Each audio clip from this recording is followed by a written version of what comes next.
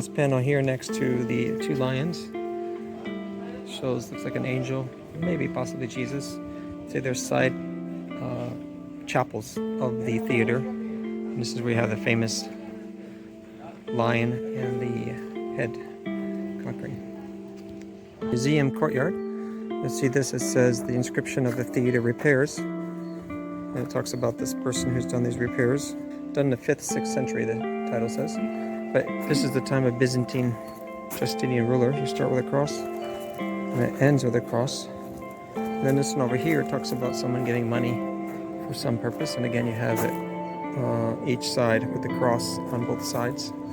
And so sometimes these things were given or stated in a public manner.